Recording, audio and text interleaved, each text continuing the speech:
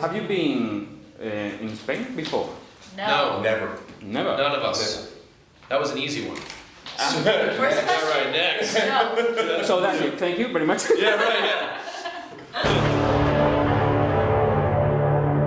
I'll let you start. We talk with completely different accents. That's true. That's maybe the main That's the main difference. difference. Yeah, yeah. No, the main difference is, and I have now only recently seen the British series. I've seen the first 2 seasons now. I'm going to the third. You watched the second? Oh yeah. Oh, cool. The key idea is the same, Yeah. obviously. As our show continues on, we deviate more from the British series, even in feel a lot. But they have a slightly different take on their humor. They also are asking sometimes different questions of their audience. The characters are totally different. The characters feel different. They're supposed to be sort of the same, 2 sides of the same coin, and maybe in some cases they are, but they do feel very, very different. So so not only does the concept is the same, but as the show goes on, they diverge more, and the characters feel totally different. So, And I'd also like to add that it's visually different. Yeah. The aesthetic of the show has some really distinct colors and moodiness to it that the UK doesn't have and has in its own way. Right. That's a different way. So I think the visual language of the show is different. Visual language. Oh, man. It's been fun to hear feedback though from the British, our British counterparts in terms of what they think of how. I haven't. I'm actually very curious to hear that. Yeah, somebody actually. I just heard this the other day, and it's kind of like something similar to what you have said all along, but the characters start in a very different place. In that They do. In our show, we're kind of all just starting to get to know each other, right? Right when the series starts. So it's all very new and kind of. There's a little animosity between her and I, and there's still some distance between he and I. And in the British show, they all know each other right from the get-go. So the journey inherently is different from start to finish of the series. So, yeah, well, because we have 13 episodes to tell what they told in 6 episodes. Right. So one of the things that our producers wanted to do is they wanted to show the progression. They wanted to show these people coming together and getting to know each other better. And one of the ways that they did that is they actually told us to not be as friendly with each other in the beginning, because we just started. Because I think at that point I'd seen a good portion of the first episode of the British series, right? Yeah. So I had a feel for that, and so did Sammy. Yeah. I think, and maybe did you see any? I saw late, not the first episode. I don't think. I think later on. Sure. Well, so we had this sort of notion that there should be this fun banter. But the problem is if you show these people meeting each other and getting into the house together for the first time, if they have that comedic banter at that same rate, it feels very much like a sitcom. There's nowhere to go. It robs you of the realism of these people actually getting to know each other a little bit. And by around episodes 6 and 7, they let us do whatever we wanted. But in the early episodes, they said, look, we don't want your comedic timing to be as sharp. We don't want the rhythms to be as sharp. We need to work into that. And, you actually, it's funny because you actually get the opposite note on most shows. You actually people are asking you, okay, remember you like each other and, it's supposed to be fun. Come on, fun. Let's get fun. And for us, they said, please tone down the chemistry until such time as it can be more realistic for your characters to have the rhythms. Because by that point, me and Sammy and Megan knew each other way better and got along way better than the characters did. Yeah, well, I think the show is about the characters and their relationships with each other and how they all deal with their afflictions. There is a really strong plot to it.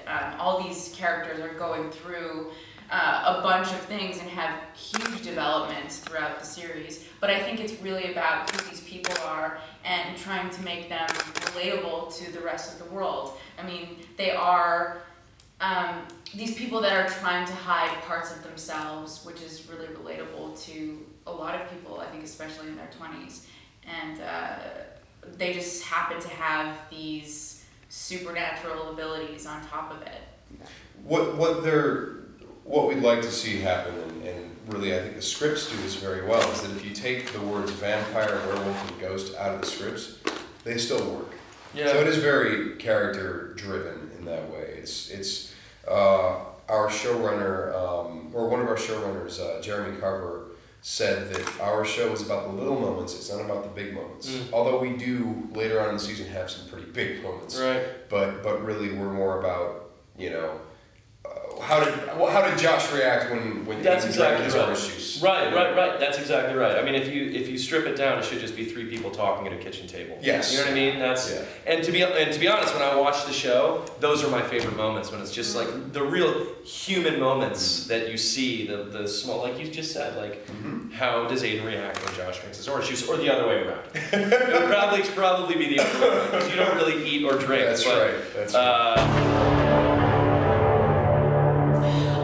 Well, yes, my character does end up leaving the house, and that's a process on its own, and she sort of learns how to control what she is and what her abilities are, so she definitely does explore that, and it's really early on in the series, so you're going to see that.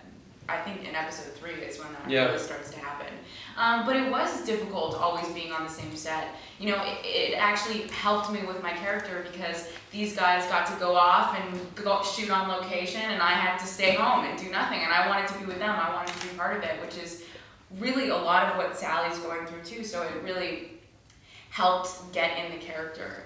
And when it comes to the wardrobe, you know, it's just kind of terrible to be wearing the same thing all the time and having the same hair and makeup, but it makes sense for Sally. Her reality is that she's frozen in time, and so it's appropriate that she's wearing the same clothes. And that you would feel that way too. Yeah. Like you probably, as Sally, would feel a little frustrated that you couldn't do your hair any differently. It's like, shit, this is how I died. Yeah. Like now this is how, in my bed it's clothes. It's like maybe we should be conscious of what we wear all the time, so that we don't die and get stuck in something that we don't like. Yeah, that's true. Are you okay if you die right now? I actually feel pretty good. At least I'm wearing a tie, right? Okay. Yeah. We're camera Very ready. presentable. Absolutely. In case we die, there's a show made about us. Yeah. Well, you died ready for your clothes. That's exactly right. Sure.